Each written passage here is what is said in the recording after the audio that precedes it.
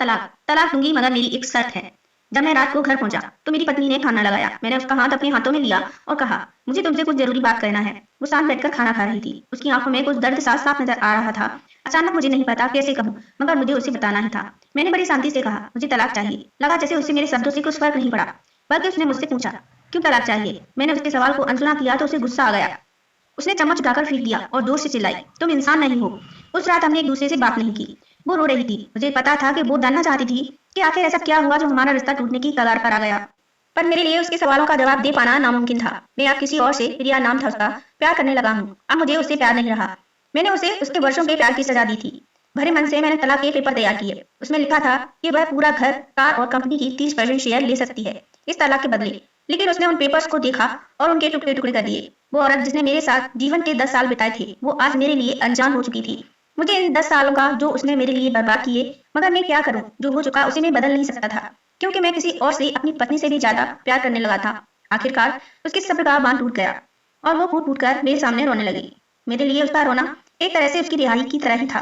तलाक की ये बात जो कई दिनों से मुझे परेशान कर रही थी, अब बिल्कुल साफ हो चुकी थी। अगले दिन मैं घर काफी लेट आया।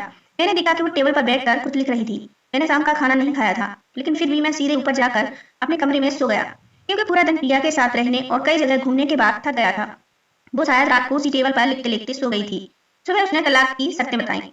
वो मुझसे कुछ भी लेना नहीं चाहती थी। उसे सिर्फ तलाक से पहले 1 महीने का समय चाहिए था। उसने आग्रह किया कि इस महीने में हम दोनों वही पुराना वाला जीवन जिए जितना संभव हो सके, क्योंकि आने वाले महीने में हमारे बेटी की परीक्षा है। वह नहीं चाहती थी हमारे टूटे रिश्ते का प्रभाव उसकी पढ़ाई पर पड़े। मुझे भी ये ठीक लगा, मगर वो कुछ और भी चाहती थी। जैसे शादी के दिन में उसे उठाकर अपने सैन कक्ष तक ले गया था, उसी तरह हर रोज 1 महीने तक मैं उसे सैन कक्ष से उठाकर मुख्य द्वार तक ले जाऊं। मुझे लगा यह पागलपन है, मगर इन आखिरी दिनों को थोड़ा अच्छा बनाने के लिए मैंने उसकी यह शर्त स्वीकार कर ली। मैंने प्रिया को अपनी पत्नी की सभी शर्तें बताई।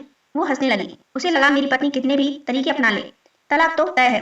मेरी पत्नी और मैं किसी से भी इस दौरान नहीं मिले थे, लेकिन उस दिन जब मैं उसे पहली बार उठाया, गेट तक ले गया, तो हम दोनों काफी अजीब महसूस कर रहे थे। पीछे से हमारा बेटा भी खिलखिलाकर खुश हो रहा था। अगले दिन यह काम थोड़ा सामान्य और आसान हो गया। वह मेरे सीने से लगी थी और मैं उसकी खुशबू महसूस कर रहा था। ऐसा लगा जैसे कई दिनों बाद मुझे यह खुशबू मिल रही है, या फिर कई दिनों से मैंने उसके होने का महसूस नहीं किया था। पहले जितनी उसमें वो कसाव नहीं था, और चेहरे पर कुछ हल्की झुर्रियां नजर आ रही थी और बाल भी काफी सफेद होने लगे थे। ये वही औरत थी जिसने अपने जीवन के 10 साल मुझे समर्पित किए थे। चौथे दिन जब मैंने उसे उठाया तो वो पुराना रोमांस लौटने लगी थी। 5वें और 8वें दिन वो पुराना प्यार फिर जागने लगा। मैंने प्रिया को इस बारे में कुछ भी नहीं बताया था। अब उसे उठाना और आसान हो गया था। शायद हर रोज यह सब करने का मैं आदी हो गया था। एक दिन वह अपनी पसंद की साड़ी निकाल रही थी, लेकिन कुछ खास नहीं ढूंढ पाई। उसने सांस भरते हुए कहा कि उसके सारे कपड़े बड़े पड़ने लगे हैं। तब मुझे पता चला कि वह काफी दुबली हो गई है, और इसलिए मैं उसे आसानी से उठा पा रहा था। मेरे दिल को एक झटका सा लगा। उसने अपने दिल में काफी सारा दर्द छुपा रखा था। पता नहीं कैसे मैं आगे बढ़ा और उसके सिर को झुका देखा। अचानक हमारा बेटा आया और बोला कि पापा, ये तो मम्मा को उठाकर बाहर ले जाने का समय हो गया है।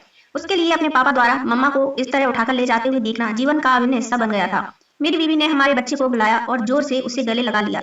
मैंने अपना चेहरा दूसरी तरफ कर लिया। मुझे लगा कि मैं अपना निर्णय न बदलूं।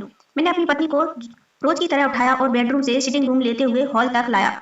उसने प्यार से अपने दोनों हाथ मेरी गर्दन के आसपास रख दिए। मैंने उसे जोर से पकड़ रखा था, बिल्कुल हमारे सुहागरात की तरह, मगर उसका इतना कम वजन मुझे परेशान कर रहा था। महीने के आखिरी दिन जब मैंने उसे उठाया तो मेरे लिए एक कदम भी चल पाना मुश्किल हो रहा था। हमारा बेटा स्कूल जा चुका था। मैं अपनी कार में ऑफिस गया और कार से कूद कर बाहर आ गया, बिना कार को लॉक किए। मुझे डर था कि अब एक पल की भी देरी कहीं मेरा इरादा न बदल दे। मैं ऊपर गया। प्रिया ने दरवाजा खोला और मैंने उससे कहा, सॉरी प्रिया, अब मैं अपनी पत्नी से तलाक नहीं लेना चाहता। उसने मुझे देखा और मेरे सिर पर हाथ फेर कर कहा, तुम्हें बुखार तो नहीं है? मैंने उसका हाथ हटाया और कहा, सॉरी प्रिया, अब मुझे अपनी पत्नी से तलाक नहीं चाहिए। हमारी शादीशुदा जिंदगी शायद हम दोनों के ध्यान न देने की वजह से बोरिंग हो गई थी, लेकिन इसका मतलब यह कतई नहीं कि हम एक दूसरे से प्यार नहीं करते। अब मुझे एहसास हुआ है कि जिस दिन मैं उसे शादी करके अपने घर लाया था, उस दिन से जीवन के आखिरी दिन तक मुझे उसका साथ निभाना है। प्रिया के होश उड़ गए। उसने मुझे एक जोरदार चांटा जड़ दिया मेरे मुंह पर। वह रोने लगी और दरवाजा अंदर से बंद कर लिया। मैं सीढ़ियों से नीचे उतरा और आकर अपनी कार में बैठ गया। आगे एक फूल वाले की दुकान पर रुका और अपनी प्यारी पत्नी के लिए एक सुंदर सा गुलदस्ता लिया। दुकानदार ने पूछा कि इस पर क्या लिखना है। मैंने मुस्कुराते हुए कहा कि मैं तुम्हें जीवन के आखिरी दिन तक यूं ही उठाता रहूंगा, मेरी अर्धांगिनी। उस शाम जब मैं घर आया, हाथों में गुलदस्ता लिए, मेरे चेहरे पर एक मुस्कान थी।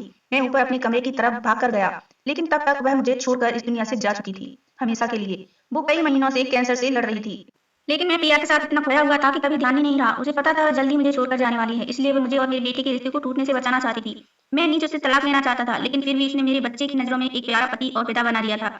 जीवन की छोटी छोटी बातें रिश्तों में बहुत बड़ा महत्व रखती हैं। बड़ा घर, बड़ी कार, बैंक बैलेंस ये खुशियों का हिस्सा जरूर बन सकते हैं, मगर अपनों के बिना इनकी कोई कीमत नहीं। अगर ये कहानी पसंद आई हो तो लाइक शेयर करें और चैनल पे पहली बार आए हैं तो सब्सक्राइब करें। राधे राधे।